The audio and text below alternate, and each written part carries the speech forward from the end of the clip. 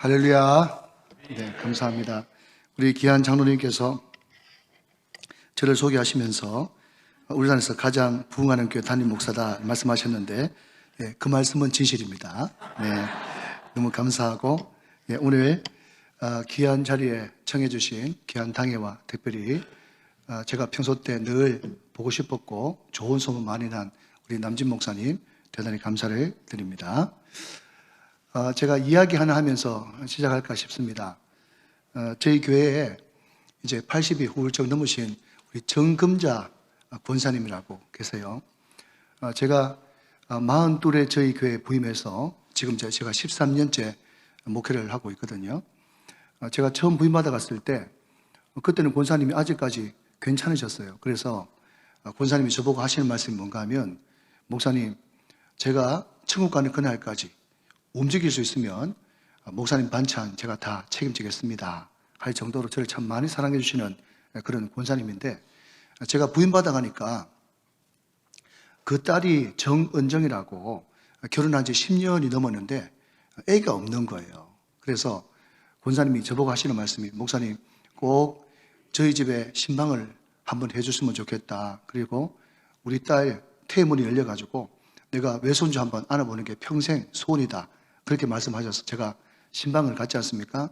제 집사람하고 또 신방 권사님하고 이렇게 같이 갔는데, 이 정은정 집사가 말이죠, 10년 동안 아기가 없었으니까 뭘 안 해봤겠습니까? 오만 걸 다 해봤겠죠. 그런데도 전혀 차도가 없고 별 효과가 없으니까 이제 담임 목사가 새로운 부임받아 가서 말씀을 전하고 또 안수기도를 하고 하면 이제 뭔가 소망을 가지고 아멘 아멘 해야 될 텐데, 10년 동안 워낙 실패를 많이 해보니까 입을 꾹 다물고 아멘을 안 하더라고요. 그러니까 그 옆에 있는 제 집사람이 어떻게 하든지 우리 집사님 아멘을 좀 했으면 좋겠는데 아멘을 안 하고 있으니까 제가 믿습니다, 태문을 열어 주시옵소서, 믿습니다 할 때마다 제 집사람이 그날따라 유독히 아멘을 하더라고요.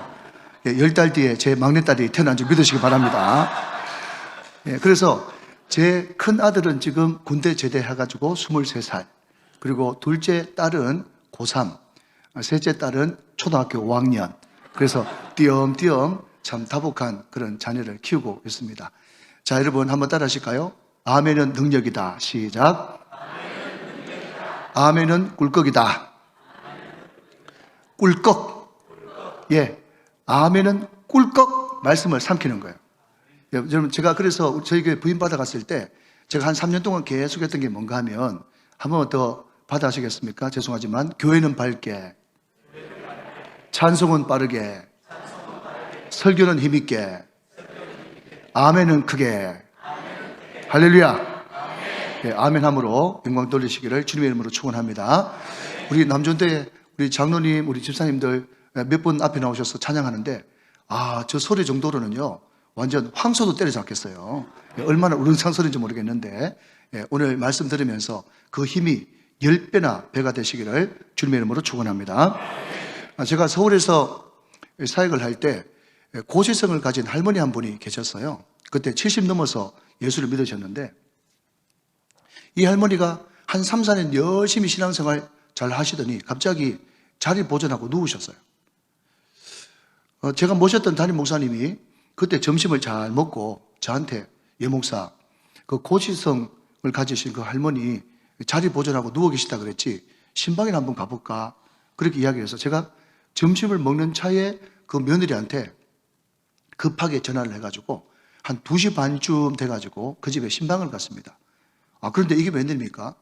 목사님이 신방을 딱 도착을 했는데 그분이 소천하시는 거예요. 그래서 목사님이 이 손을 이렇게 허리춤에 이렇게 넣어보시더라고요. 넣어보시더니 하나님이 부르시는구나, 그렇게 이야기하시는 거예요. 저는 그때까지 몰랐는데 아무리 자리 보존을 하고 오래 누워있어도 돌아가실 때가 안 되면 그냥 허리춤에 손을 넣으면 쑥 들어간답니다.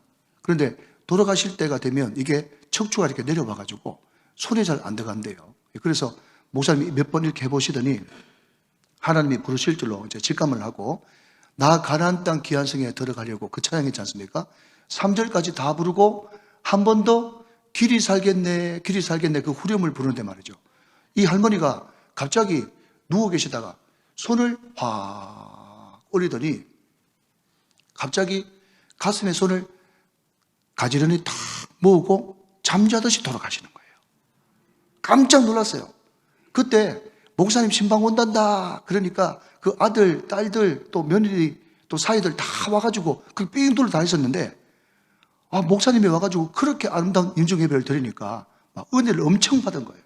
저도 목회하다가 이런 은혜가 다 있나 싶은 생각들 정도로 특별한 경험을 했는데, 근데 저도 인간이니까 여러분 제가 마음속에 좀 심통이 나더라고요. 그게 무슨 말인가 하면 그분하고 그분 며느리하고 별로 이제 믿음이 없고 예수 믿은 지 얼마 안 됐으니까 그 며느리가 밤 10시고 11시고 저한테 목사님 우리 어머니 돌아가세요. 우리 어머니 돌아가세요. 그렇게 이야기할 때마다 제가 신방을 또 가고 그랬거든요. 여러분들이 제가 이렇게 젊어 보이고 그렇지만은 절대로 강사를 무시하면 안 됩니다. 왜냐하면 여러분 제가 목사님 우리 어머니 돌아가세요 해가지고 밤 10시 가서 기도하고 밤 11시 가서 기도하고 밤 12시에도 기도했는데 저는 기도할 때마다 5번 살린 줄로 믿으시기 바랍니다.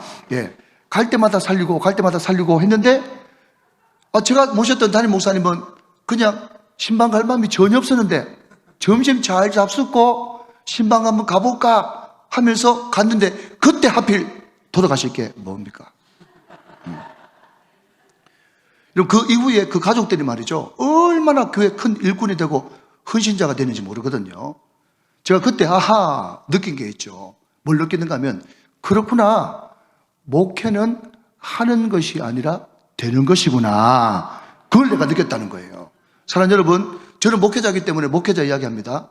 여러분 사업은 어떻습니까? 직장은 어떻습니까? 우리 건강은 어떻습니까? 우리 자녀들은 어떻습니까? 모든 것이 하나님이 하게 하시고 되게 하시는 그런 은혜가 있어야 되는 것이지 우리가 열심히 한다고 되는 것이 아니란 말이죠. 그래서 어떤 목회자는 이야기하기를 우리 성도들의 삶을 한마디로 정의한다면 우리는 수동력이다. 능동력이 아니라 수동력이다. 하나님께서 은혜 주셔야 되고 하게 하셔야 되고 되게 하셔야 되고 기름 부으셔야 되고 다 하나님께서 해주셔야 된다 하는 것입니다.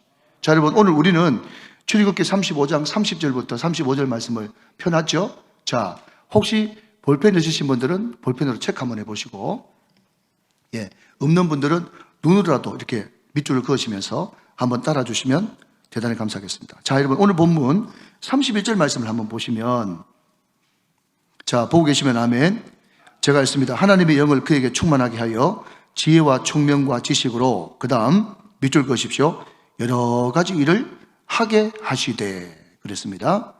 32절 말씀 하반절에 제작하는 기술을 고안하게 하시며, 33절 하반절에 여러 가지 정교한 일을 하게 하셨고, 34절 아히사막의 아들 오홀리압을 감동시키사, 그 다음 시작 가르치게 하시며, 35절 지혜로운 마음을 그들에게 충만하게 하사 여러 가지 일을 하게 하시되, 하반절에 여러 가지 일을 하게 하시고 정교한 일을 고안하게 하셨느니라. 할렐루야. 여러분 이 짧은 이 5절 6절 안에 하게 하셨다, 되게 하셨다라고 하는 이 말이 7번이나 반복되고 있다는 것입니다.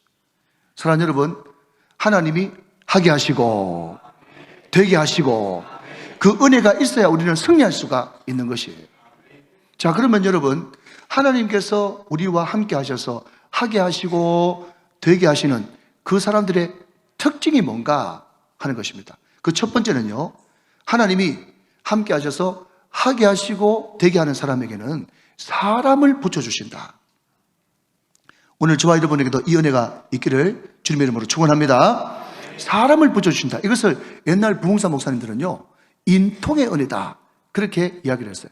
자, 여러분, 지금 오늘 본문은요, 모세가 시내산에 올라가서 십계명 받아오고 성전 조감도 받아 내려오는 장면입니다.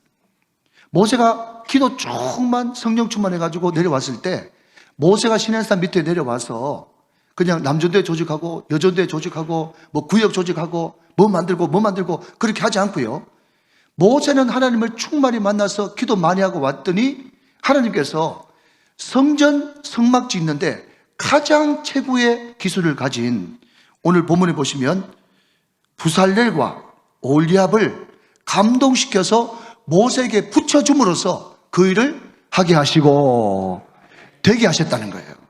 이게 하나님의 일하는 방식이죠. 여러분, 우리가 찾지는 않겠습니다만은 사무엘하 23장에 보면 그 8절 이하에 어떤 말씀이 나오는가 하면 다윗의 용사들 하면서 어떤 사람은 800을 당하고 어떤 사람은 300을 당하고 어떤 사람은 한 사람이 100명을 당하는 걸출한 스타들이 쭉 이름이 나오면서 마지막에 햇사람 우리아라 도합 37명이었더라 이렇게 성경에 기록되어 있단 말이에요. 자, 여러분 한번 생각해 보십시오. 어떤 장수가 있는데 한 사람이 800을 당한대. 어떤 장수가 있는데 한 사람이 300을 당하고 어떤 사람은 100명을 당한대요. 그리고 제가 오래전에 총신신대원 교수를 지냈던 서철원 박사님이 하나님의 나라라고 하는 파란색으로 된 작은 책자를 읽어보니까 거기에 이 본문 사무엘하 23장 8절 이하의 말씀을 주석하면서 한 사람이 800을 당하고 한 사람이 300을 당하는 이런 걸출한 스타들은 100년에 하나 200년에 하나 나올까 말까 한 사람이라는 거예요. 그런데 그런 걸출한 스타들이 다윗에게 몇 명 있었다고요? 도합 37명이었더라. 37명이나 다윗과 함께 붙어 있으니 어떻게 다윗의 왕국이 강성해지지 않을 수가 있겠단 말이죠. 그래서 지금도 이스라엘 사람들에게 다윗은 꿈이고 이스라엘의 상징은 다윗의 벼락이 되는 것입니다. 사랑하는 여러분, 항상 하나님께서 어떤 일을 크게 하시고 기적을 이루시고 하나님의 놀라운 일을 이루실 때는 하나님께서는 사람을 붙이셔서 그 일이 되게 하시고 하게 하시고 되게 하시는 역사를 일으켜 주십니다. 저 뒤에 우리 교회 안수 집사님 한 분 따라오셨어요. 젊은 목사가 그냥 제 차 운전하고 그냥 가야 되는데 하나님께서 분명히 제 정인이신데 저분이 꼭 따라오고 싶다 그래서 저분이 따라오신 거예요. 제가 가자고 해서 온 건 절대로 아니라는 것을 국민 여러분들이 알아주시길 바라고. 여러분 다른 데 가서 말은 하지 마십시오. 저희 교회가 본당이 4,000석이거든요. 네, 조금 놀라주시면 참 감사하겠어요. 본당이 4,000석인데 제가 와보니까 저희 교회가 너무 예배당을 크게 지어가지고 빚이 100억 원 넘고 200억 원 좀 안 되는 거예요. 얼마냐고 묻지 마십시오. 100억 원 넘고 200억 원 안 되니까. 그러니까 그때 매달마다 은행에 갖다 내는 이자가 9천만 원인 거예요. 보통이 아니죠. 여러분 그때 많은 사람들이, 많은 성도님들이 자기 집도 접혀주고 자기 땅도 접혀주고 정말 눈물겨운 사투를 해서 저희 교회가 지금까지 이렇게 서게 되었습니다. 그 중에 한 분이 저 뒤에 계신 우리 이재일 집사님이신데, 한 번은 제가 수협에 마치고 사색에 가 있는데 집사님이 전화가 왔어요. 당사자 앞에 놓고 제가 어떻게 거짓말을 하겠어요. 이건 사실입니다. 그런데 예배 마치고 저녁 9시쯤 돼가지고 집사님한테 전화가 왔어요. 목사님, 제가 지금 1층 로비에 있는데 잠깐 좀 내려올 수 있겠습니까? 내려갔죠. 그래서 집사님이 막 울어요. 이미 한참 울었어. 그 다음에 저한테 하는 말이 뭔가 하면, 목사님, 제가 좋은 직장 다니면서, 울산에서 좋은 직장은 현대자동차를 이야기합니다. 좋은 직장 다니면서 하나님께서 복을 많이 주셔가지고 이것도 주고 저것도 주고 많이 주셨는데 뭐 주식한다 뭐 한다 해가지고 다 날려먹고 내가 집 한 칸 남았습니다. 목사님, 너무 힘들고 어려우신데 이 집 은행에 접혀가지고 목사님 필요할 때 쓰십시오 하면서 집문서를 가져온 거예요. 그러면서 저분이 막 너무 그 집문서를 바치기까지 얼마나 마음에 갈등과 또 소원이 많았겠습니까? 그러면서 저분이 너무 기도를 많이 하시는지 저보고 뭐라고 하시는 게 아니라, 목사님, 저는 목사님한테 목숨 걸었습니다. 이렇게 이야기하는 거예요. 지금 생각하면 무서워 죽겠는 거라. 무슨 이야기인가 하면 그 집사님이 집문서를 가져와가지고 이거 그냥 보태 쓰라고, 교회 운영하는데 보태 쓰라고 이렇게 하니까 너무 눈물겹잖아요. 그 집문서를 받아들고 같이 기도하면서 막 울었어요. 그런데 저 집사님이 아무리 고맙고 감사하지만 성경이 안 맞는 말을 하니까 저도 지금 생각하면 너무 무서운데 저는 안경 밑으로 막 그런 눈물을 막 닦으면서, 그런데 집사님 저한테 목숨 걸지 말고 주님한테 목숨 거세요 하면서 제가 막 울었다니까요.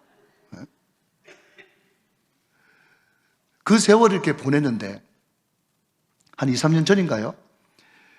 저희들이 이제 큰 홀에서 이제 저희 교회는 구역을 목장이라고 하는데 그 목장의 목자들 한 150명 정도 모여가지고 서로 1년 동안 수고했다 또 서로 격려하는 그런 시간인데 저희 교회에 제일 연세 많으신 은퇴 장로님께서 이 행사가 다 끝났는데 저한테 하는 말이 목사님 마이크 좀 빌립시다 이러는 거예요. 아유 장로님 무슨 하실 말씀이 있습니까? 예, 제가 한마디 해야 되겠습니다. 그래서 마이크를 제가 드렸더니 그 장로님 연세가 80이 넘었는데 나와서 하는 말이 그렇습니다. 여러분 지금 울산의 경기가 별로 안 좋아가지고 각 교회들마다 다 예산이 10%, 20%, 많은 데는 30%씩 많아서 되는데 우리 교회는 이렇게 새가족들이 많이 오고 예산도 많이 늘었다고 하니 얼마나 이게 하나님 앞에 감사하고 좋은 일입니까? 다 하나님의 은혜고 목사님 우리 교회 오셔가지고 이렇게 최선을 다해서 기도하시고 또 하나님 앞에 헌신하고 충성하고 하니까 하나님께서 우리 목사님 보고 이렇게 부흥시켜 줬습니다.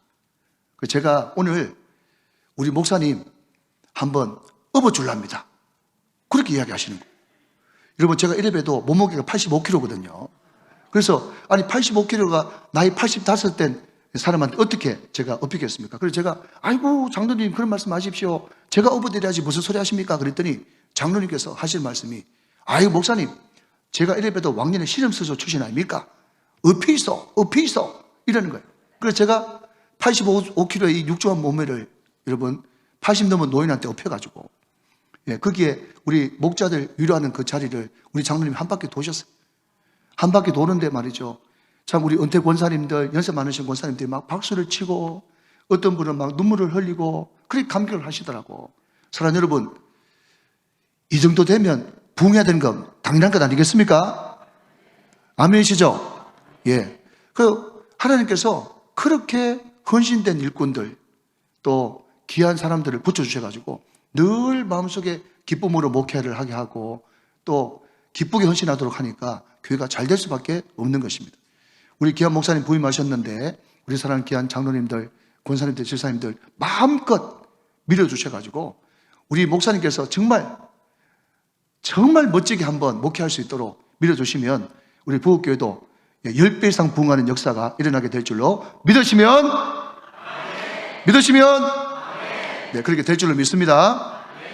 우리 목사님이 워낙 설교를 이렇게 잘 하시니까 저는 오후 때 또 시간이 만만한 시간이 아니니까 제가 간증을 좀 하려고 그럽니다. 괜찮겠죠? 네, 감사합니다. 자, 한 걸음 더 나가서 하나님께서 하게 하시고 되게 하시는 그 교회 그 공동체 가운데 그 가정 가운데 하나님께서는 물질을 붙여주십니다. 자, 여러분 36장으로 넘어가서 5절 말씀을 같이 한번 보실까요? 36장 5절 말씀입니다. 모세에게 말하 이르되 백성이 너무 많이 가져오므로 여호와께서 명령하신 일에 쓰기에 남음이 있나이다. 자, 쭉 넘어가서 7절 같이 한번 읽어보실까요? 시작. 있는 재료가 모든 일을 하기에 넉넉하여 남음이 있었더라 그랬습니다. 자, 여러분 지금 모세가 시내산에서 성막 조감도 받아 내려와 가지고 성막을 만드는데 너무 가져온 물건들이 많아가지고 쓰기에 넉넉하고 남았다 이렇게 기록하고 있단 말이죠. 그러면 벌써 성경에 관심이 있고 또 성경을 좀 아시는 분들은 이런 물음표를 던져야 되는 거죠. 그러면 이스라엘 백성들이 430년 동안 이집트 애굽에서 종살이 했는데 그 종살이 하던 사람이 어디서 물건이 나가지고 그렇게 많이 가져왔단 말인가 그렇게 생각할 수 있어야 되겠죠. 그런데 다 성경에 근거가 있지 않습니까? 여러분 앞으로 좀 넘어가면요 출애굽기 12장이 있는데 그 출애굽기 12장에 하나님께서 모세에게 뭐라고 이야기하시는가 하면 너희들이 출애굽할 때 그냥 나오지 말고 애굽 사람들한테 금도 은도 폐물도 옷가지도 달라 그러면 한몫 챙겨줄 거다. 그거 가져와라. 그것이 출애굽기 12장에 나와 있어요. 여러분 생각해 보십시오. 이스라엘 백성들이 출애굽할 때 금도 가져오고 은도 가져오고 폐물도 가져왔을 때 속으로 생각했겠죠. 어떤 생각이요? 하나님은 역시 좋은 분이야. 430년 동안 종살이 했다고 우리 단단히 한몫 챙겨서 보내주는구만 생각했을 것입니다. 그런데 그 은과 금과 그 폐물들이 나중 보니까 그것이 다 어디에 쓰이는 물건인고? 어디에 쓰는 물건이죠? 성막 만드는데 다 쓴 물건이란 말이죠. 여러분, 우리가 이것을 들을 때 우리는 느껴야 되는 겁니다. 깨달아야 되는 겁니다. 뭘 느끼고 깨달아야 되는가 하면 하나님의 지혜가 얼마나 대단하신지, 만약에 그 이집트 사람들한테 다 받은 은금, 폐물, 옷까지 다 한꺼번에 모아가지고 그냥 나귀의 수레에 싣고 가자 그러면 얼마나 그것이 큰 짐이 되겠습니까? 남자 장정만 60만이고 여자 아이들까지 다 합치면 200만, 250만, 300만도 이야기하는데 말이죠. 그건 엄청난 짐인 거예요. 하나님께서 그걸 아시니까 그 애굽 사람들한테 은도 받아오고 금도 받아오고 폐물도 받아왔지만 그 모든 것들을 어떻게 하시는가 하면요, 이스라엘 백성들 각자 가져오게 하셔서 성막을 지을 때 한꺼번에 다 드리게 하셨다는 것입니다. 하나님의 지혜인 거죠.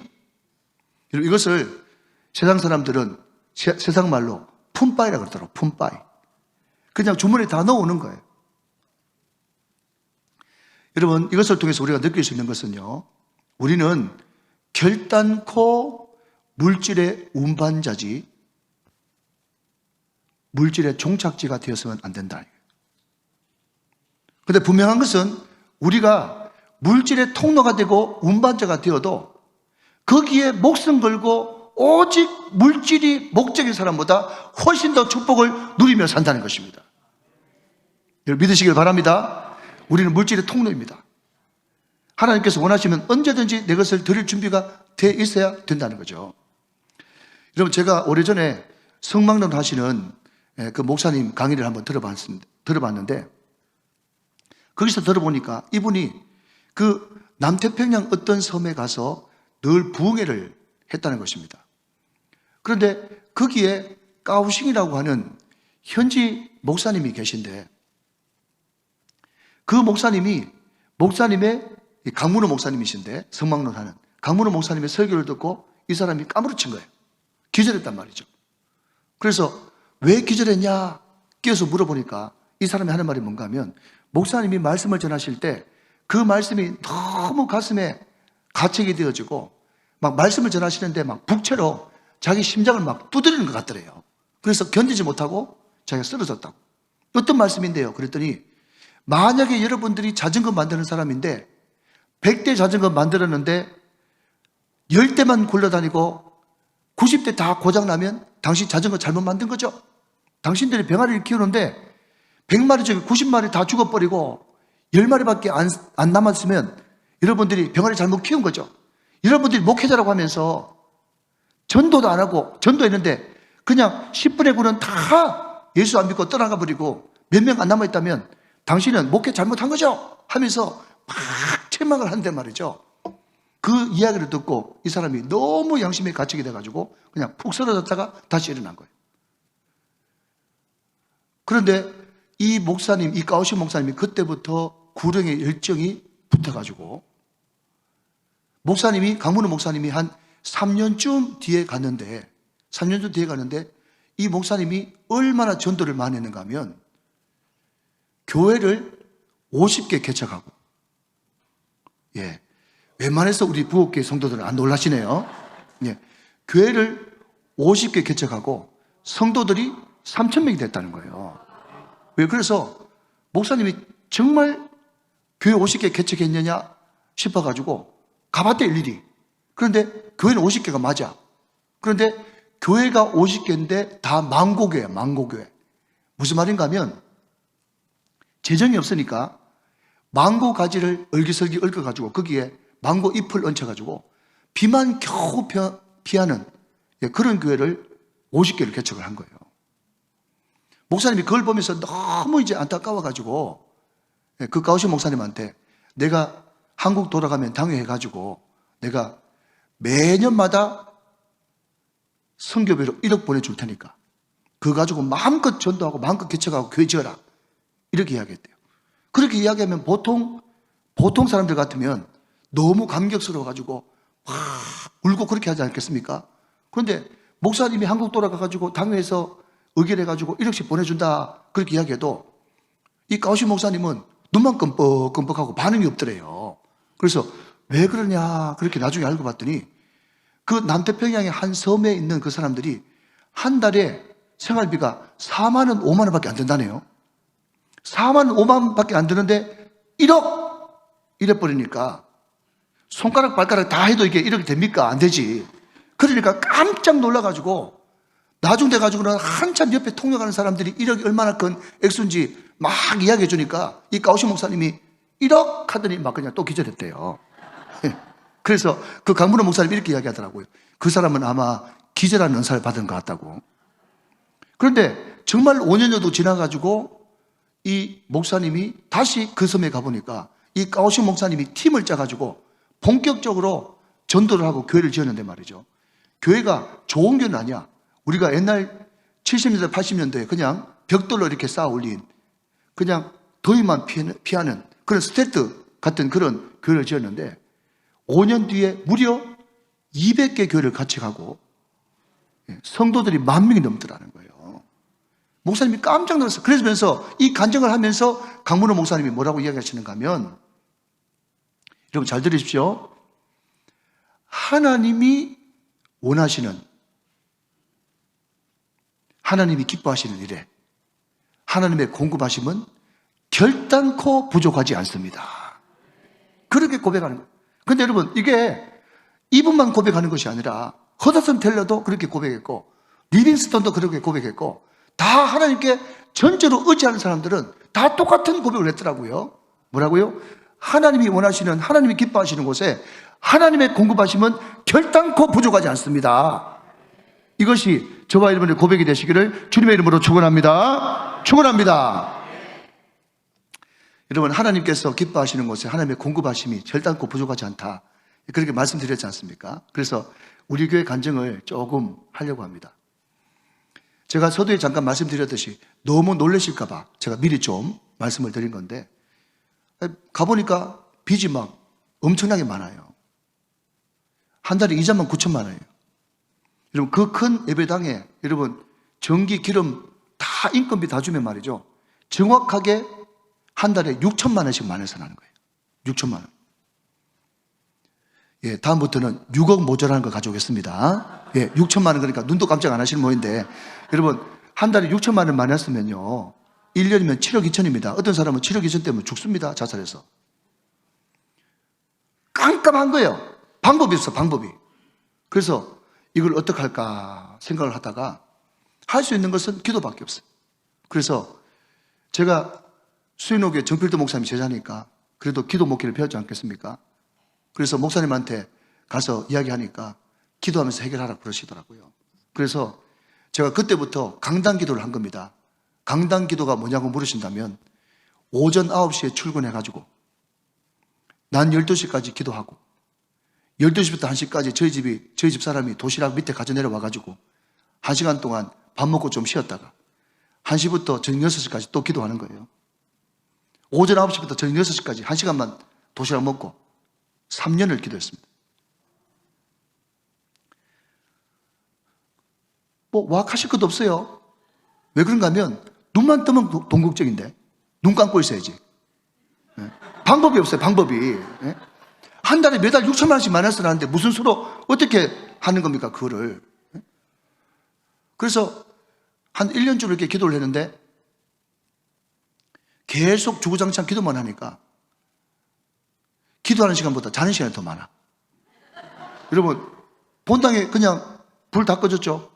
모두 컴컴하죠. 그러니까 계속 잠이 오죠. 걱정되니까 막 이 모든 것들이 막 엎쳐져 가지고 잠이 오는 거예요. 이래서는 안 되겠다 싶어 가지고 제가 이제 자주 하니까 이게 요령이 생기더라고요. 그래서 이제 테이블을 다 갖다 놓고 앉아서도 기도하고 또 양반 다리로도 기도하고 그래서 1시간 기도하고 1시간 말씀 보고 1시간 기도하고 1시간 말씀 보고 그것을 이제 계속 하기로 했어요.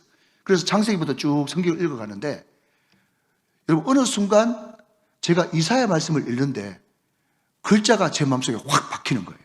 자, 여러분 같이 한번 찾아보도록 하겠습니다. 이사야 37장 30절 말씀을 같이 한번 보겠습니다. 이사야 37장 30절 말씀입니다.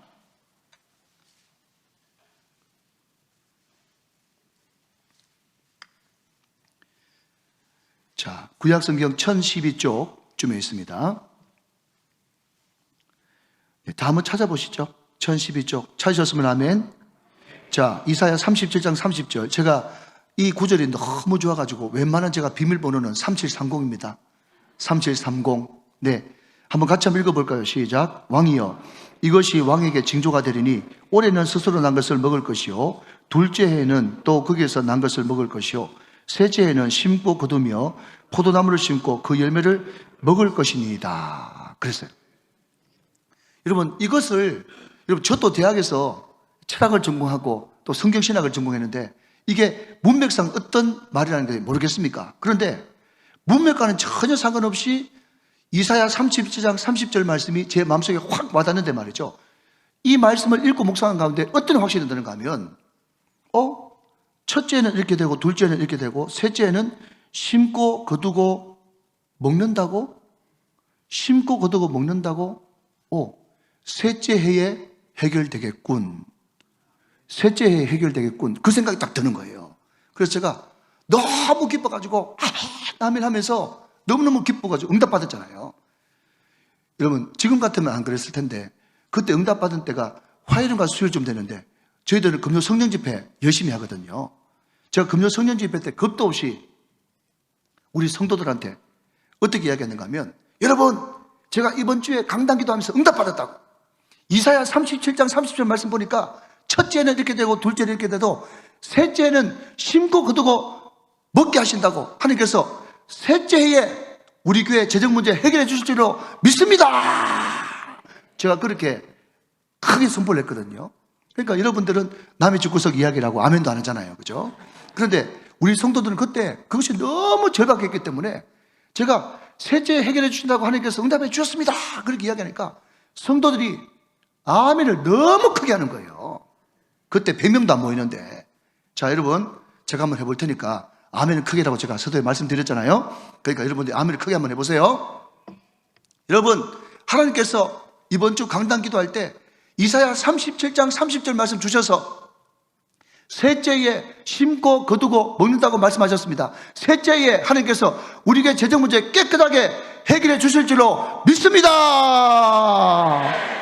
아멘. 그게 있어요.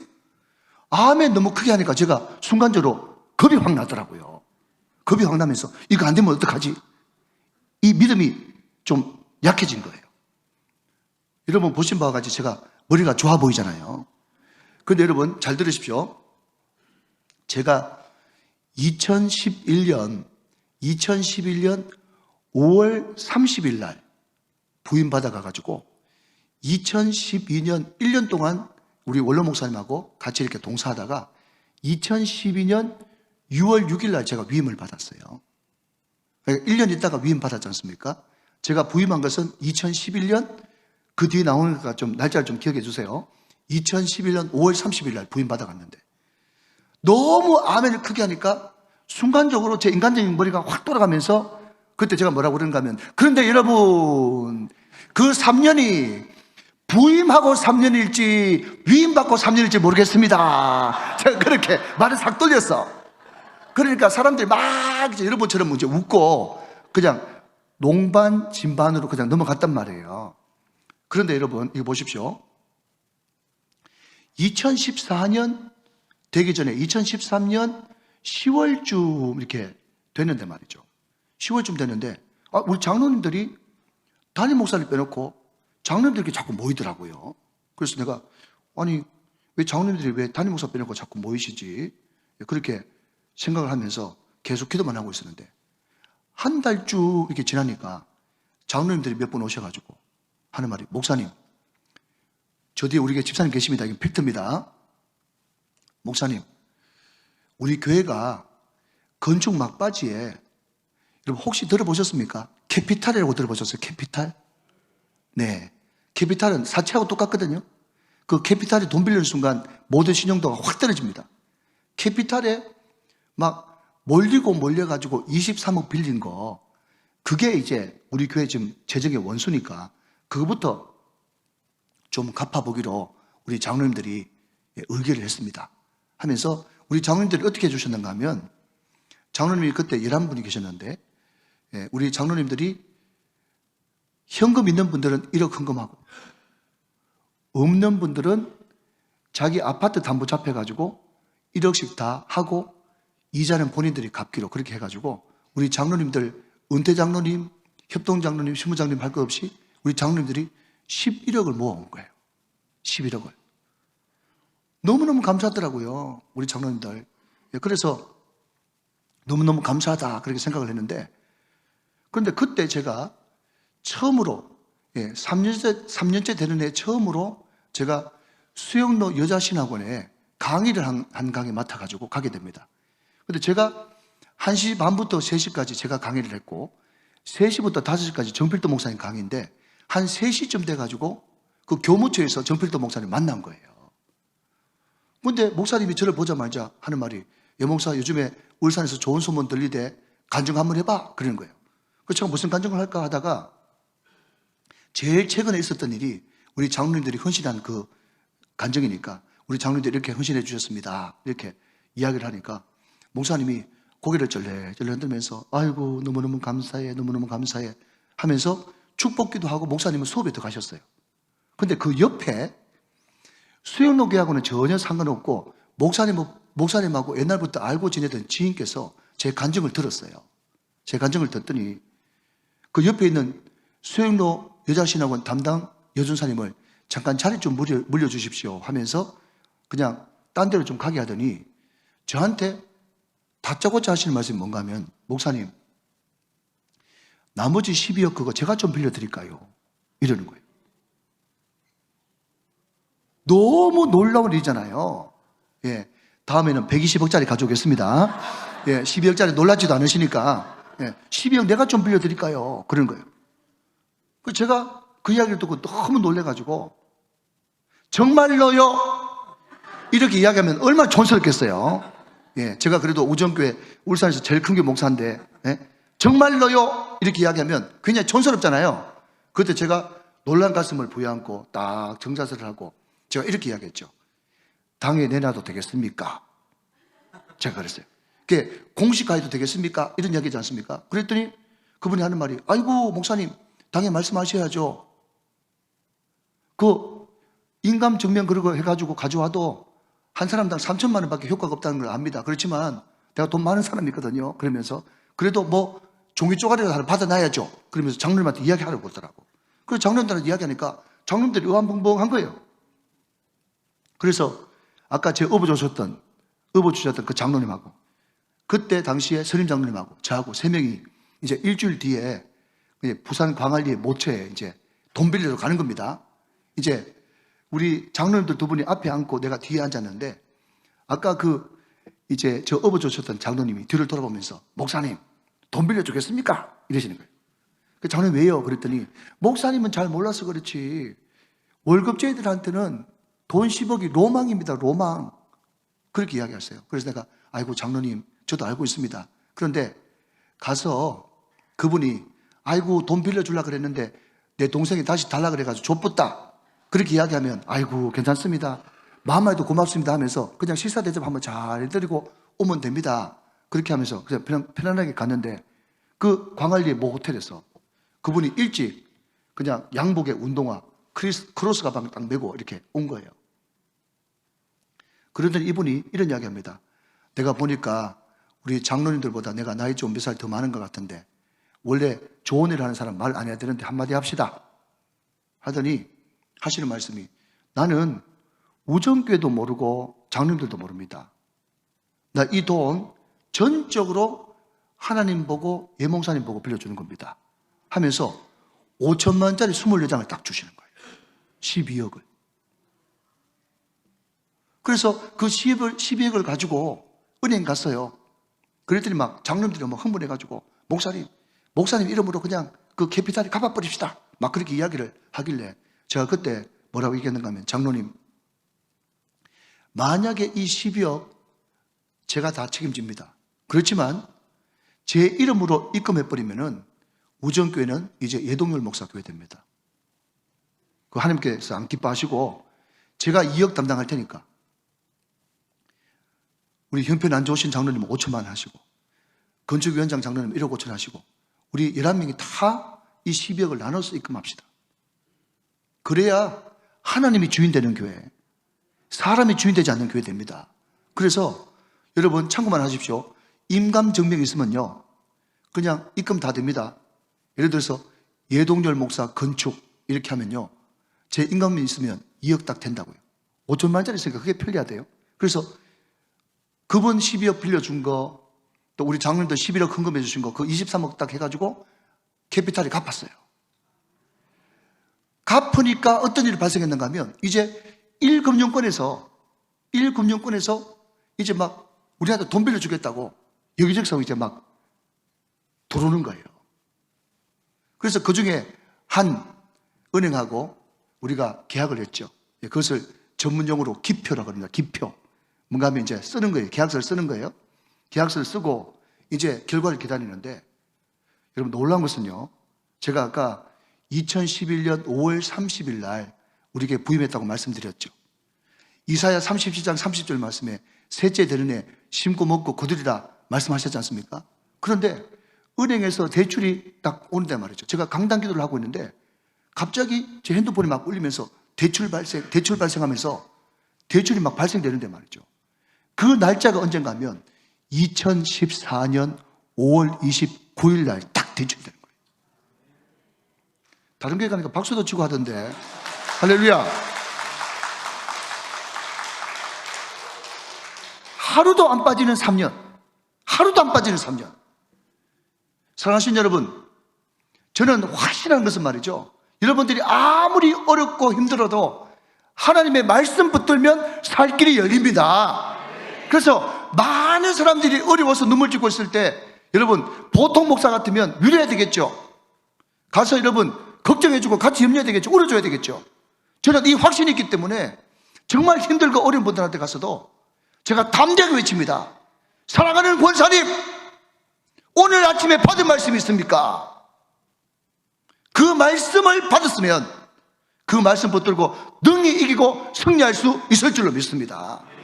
여러분, 하나님께서 정말 사랑하시면 말이죠, 수많은 사람들을 붙여주시고 재정도 붙여주시고, 그래서 내가 뭔가 열심히 하는 게 아니라 하게 하시고 되게 하시는 놀라운 은혜가 있단 말이에요. 사랑하는 여러분, 이런 체험을 한번 한 사람은요, 눈빛이 달라집니다. 그냥 여러분 위에서 두둥실 낙하산 타고 내려온 사람하고 불구덩이 한번 더 갖다 놓은 사람하고 눈빛이 달라요. 목회하는 것이 다르고요, 강단에 서서 말씀 전하는 불이 달라진단 말이에요. 사랑하는 여러분, 승리하시기를 주님의 이름으로 축원합니다. 이런 것을 한번 확 넘어봐야 말이죠, 부흥교회도 막 불일 때 막 일어나게 되는 거예요. 여러분, 그때 여러분 우리가 23억을 딱 갚아버리니까 우리가 6.8%, 8.9%, 6.7%, 5.9%, 5.8% 막 이런 거 썼습니다. 지금은 5%대 있지만 그때 여러분 전부 다 2%, 3%대 우리가 8.9%까지 썼다고. 그런데 그 많은 이자 6개짜리가 하나로 확 뭉쳐지면서 3%대 미만으로 탁 떨어지는데, 이자 9천만 원에다가 4천만 원 내는 거예요. 그리고 여러분 성도들이 막 은혜를 받고 막 뜨겁게 막 일어나니까 말이죠, 매주마다, 여러분 제가 우리 교회 부임한 지 지금 13년 되는데 매주마다 여러분 적게는 한두 명씩 많게는 15명씩 계속해서 한 주도 안 쉬고 등록하는 거예요. 여러분 우리 교회 제가 부임하고 나서 2,000명 넘게 등록한 줄로 믿으시면 아멘 하시기 바랍니다. 막 성도들이 막 몰려오니까 여러분 어느 시점 돼가지고 딱 손익분기점이 딱 되면서 교회가 재정이 남아돌기 시작하는데 말이죠. 여러분 지금 울산의 모든 일은 우정교회가 다 합니다. 알고나 계십시오. 네? 부울경 무슨 연합 행사 있으면 여러분 우리가 한 번도 광고 안 낸 적이 없이 다 냈습니다. 우리가 하나님께서 멋지게 일할 수 있도록 하게 하시고 되게 하시는 그런 은혜가 있더라고요. 우리 부곡교회도 꼭 그렇게 될 줄로 믿으시면 크게 아멘 하시기 바랍니다. 그런 역사가 한번 일어나야 되는 거예요. 예, 성도들이 팍 단합이 돼가지고 한번 확 넘어가는 그런 역사가 일어날 때 불이 떨어지는 것입니다. 여러분. 자, 이제 말씀을 맺어보도록 하겠습니다. 저는 이런 분위기가 전혀 참 낯선 게 말이죠. 여러분 혹시 일부러는 들을 필요는 없고 저희 교회 들어오셔가지고 제 설교를 한번 이렇게 보시면 금요기도에는 한 1시간 10분, 또 주일 낮예배 같은 경우는 45분, 50분 이렇게 설교하거든요. 그런데 우리 성도들은요, 제가 설교할 때 여러분 주일 낮 예배가 45분, 50분이 안 짧지 않습니까? 길잖아요. 그런데도 우리 성도들은 자 이제 말씀을 마무리하면서 그러면요 우리 성도들 반응이 어떤지 아십니까? 오 합니다. 오, 왜 한 줄 아세요? 왜 더 듣고 싶은데 말씀을 이렇게 빨리 끝내라는 거예요. 못 알아들으면 할 수 없고요. 네. 말씀을 그렇게 사모하고 확 앞으로 쏠립니다, 여러분. 우리 성도들은 말씀 전하면. 그런 말씀에 대한 열망이 있으니까 여러분 불을 받게 되고 불을 받으니까 전도도 해오는 거예요. 자, 이제 말씀을 마무리하면서 네. 아주 목사님 가능성이 있는데요. 네, 네, 감사합니다. 자, 여러분 30절 말씀을 한번 보십시다. 30절 말씀. 제가 오늘 이것을 여러분들에게 보너스로 드린 겁니다. 모세가 이스라엘 자손에게 이르되 볼지어다 여호와께서 유다 지파 훌의 손자요 우리 아들인 부살레를 지명하여 부르셨다 그랬어요.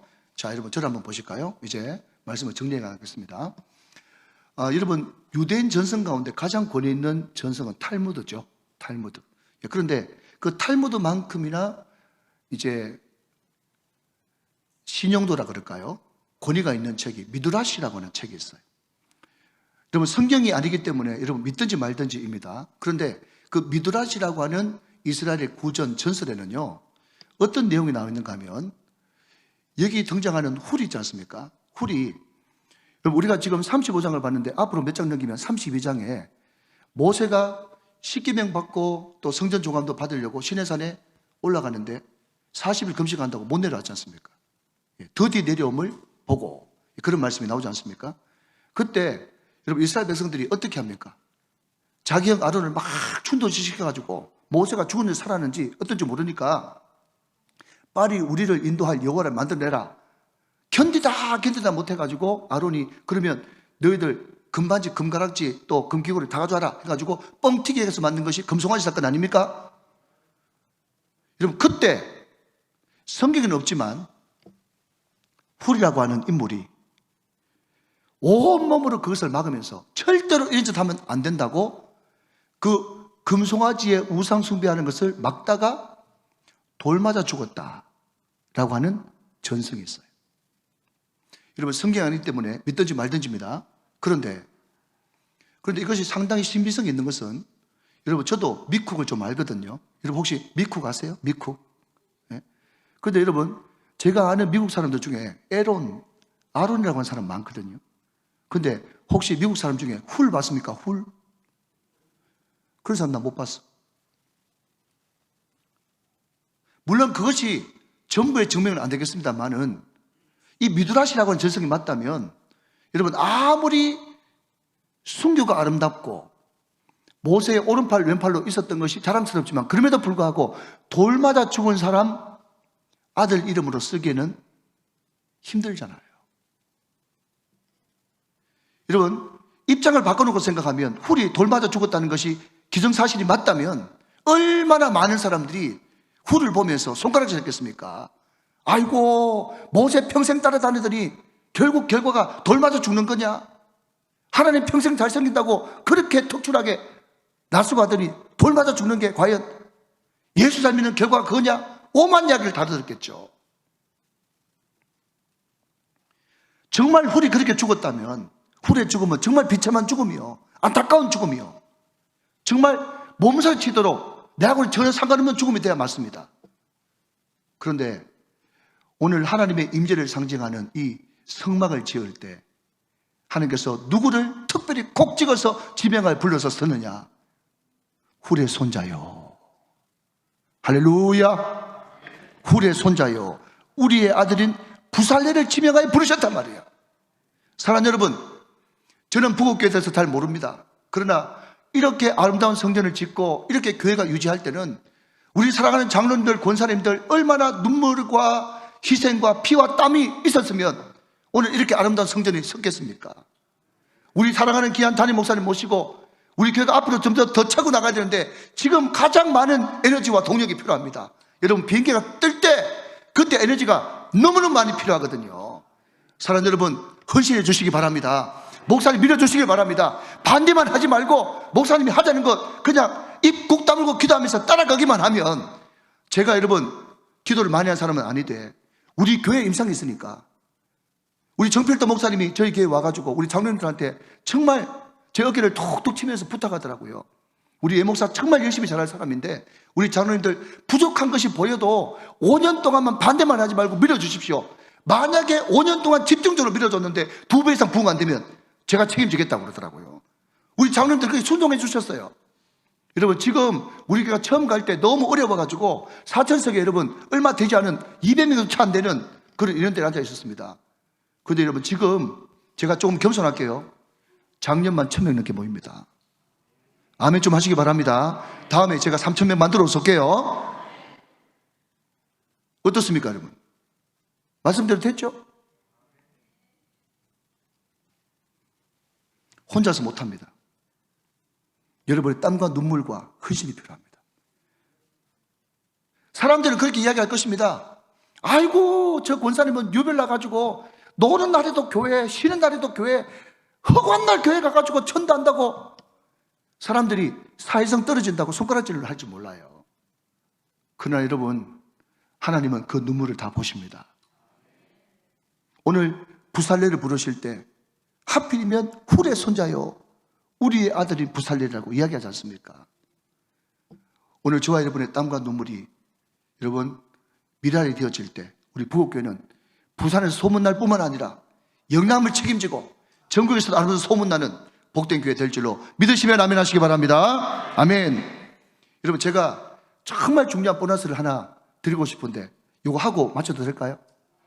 네. 여러분, 저는요 이제 설교는 끝났습니다. 그런데 이거 관련된 보너스입니다. 여러분, 너무너무 중요한 거니까 오늘 기도 제목을 삼으시면 좋을 것 같아요. 여러분, 저는 우리 자녀들을 위해서 기도할 때 우리 자녀가 아나운서가 되게 해주세요, 의사가 되게 해주세요, 요즘에 또 뭡니까, 판검사, 사자, 전혀 저는 한 번도 그런 기도를 해본 적이 없어요. 왜냐하면 직업은 자기들을 선택해가지고 행복하면 되는 거예요. 여러분, 솔직한 말로 저희 바로 위에 누나도 또 우리 매형도 다 의사인데, 여러분, 주일 성수 못하는 의사 그럼 뭐 할 겁니까, 여러분? 주일 성수도 못하는. 뭐가 되는가 그게 중요한 게 아니에요. 그래서 저는 처음부터 우리 아이들이 뭐 되게 해주세요 이런 것들은 아예 꿈도 안 꾸고 기도도 안 했습니다. 다만 저는 우리 아이들을 위해서 소박한 기도를 제가 10몇 년째 계속하고 있어요. 소박한 꿈이에요. 하나님, 정말 주님 앞에 소박한 꿈을 아뢰입니다. 우리 자녀들 덜도 말고 덜도 말고 5개 국어만 할 수 있도록 은혜를 베풀어 주시옵소서. 제가 소박한 꿈이거든요. 자, 5개 국어 해야 됩니다. 여러분, 우리 자녀들만 그렇게 하면 안 되고 여러분도 그렇게 해야 돼요. 여러분 자녀들도 손주들도 그렇게 하셔야 돼요. 자, 그렇게 소원 되시는 분만 다 손가락 5개 내십시오. 손가락 5개 내십시오. 자, 따라 하십시오. 영어, 중국어, 아랍어, 스페니쉬. 자, 좀 어렵습니다. 마지막은 아프리카 말인데요. 아프리카 말을 스와힐리어라고 부릅니다. 스와힐리어. 시작. 스와힐리어. 자, 다시 한번. 적어놓으면 집에 가서 안 봅니다. 믿음은 들으면서 나지 적으면서 나는 게 아닙니다. 자, 한번 따라 합시다. 영어, 중국어, 스페니쉬, 아랍어, 스와힐리어. 이 5개 국어만 하게 해달라고 제가 기도하고 있어요. 여러분도 기도하시기 바랍니다. 자, 그러면 왜 그러면 목사님 그 5개 국어입니까? 라고 물으면요, 여러분, 영어 못하면, 우리 자녀들 살 때 영어 못하면 전화 못 받는 거나 똑같습니다. 세계 공용어가 영어예요. 중국어 하면요, 본토 사람만 16억이고요 화교들 다 흩어진 사람 하면 20억 커버합니다. 아시겠어요? 중국 하면. 스페니쉬 하면 남미 다 커버됩니다. 아랍어 하면 중동 다 커버됩니다. 스와힐리 하면 아프리카 다 커버됩니다. 이 글로벌 언어라는 거예요. 몰랐죠? 왜 5개 국어를 하게 해달라는가 하면, 우리 아이들이 여러분 선교사가 되든지 목사가 되든지 비즈니스맨이 되든지 어떤 직업은 되든지 상관없어요. 걔들 탤런트대로 행복한 거 하면 됩니다. 그러나 그럼에도 불구하고 어떤 직업을 가든지 그것은 자기가 알아서 선택하되, 어디를 가든지 영어, 중국어, 스페니쉬, 아랍어, 스왈리어 그 5개 국어를 능통하게 구사함으로써 무슨 직업을 가지고 세계 어디를 가든지 그 나라 말로 복음 전하는 역사가 있게 하여 주시옵소서. 할렐루야, 할렐루야. 그 나라 말로 복음 전하는 선교사적인 삶을 살게 해달라. 이것이 제 기도예요, 여러분. 사실 여러분, 기도가 이 정도는 돼야 되는 거 아닙니까? 우리 자녀들 뭐 되게 해달라고 뭐 그냥. 다시 말씀드리죠. 주일 성수도 못하는 거, 그거 어디 쓰겠어요, 여러분? 어떤 직업을 가졌든지 간에, 어딜 가든지 간에 글로벌 언어를 영통하게 가지고. 여러분, 제가 우리 교회에서 조선조 목사님 와가지고 간증한 적이 있어요. 완전 이북 말이에요. 그런데도 우리나라 말 하니까 은혜가 되더라고요. 여러분, 외국에 나가보셨죠? 외국에 나가가지고 여러분 통역 하나 붙여버리면 훨씬 은혜가 반감반 됩니다. 그 나라 말로 복음 전할 수 있고 그 나라 말로 여러분 소통할 수 있다는 것이 엄청난 것입니다. 벌써 여러분 교회가 크고, 죄송합니다, 뭔가 울산 전체를 품고 부산 전체를 품으려고 그러면 통이 커야 되잖아요. 통이. 할렐루야. 기도를 해도 말이죠, 그냥 찌질하게 뭐 되게 해달라 이렇게 하지 말고, 하나님 뭐 되든지 상관없습니다. 우리 아이들 소박하게 기도하니 5개 국어만 할 수 있도록 은혜를 베풀어 주십시오. 시작. 영어, 중국어, 스페니시, 아랍어, 스왈리어, 이 5개국을 해서 전 세계 다니면서 주님의 복음을 마지막 시대 선두자로 전할 수 있는 선교사적인 삶을 사는 자녀, 이만하면 멋집니까? 이런 놀라운 비전들이 우리 부국교회 가운데 넘치게 되시기를 주 예수 그리스도의 이름으로 축원합니다. 축복합니다. 축원합니다.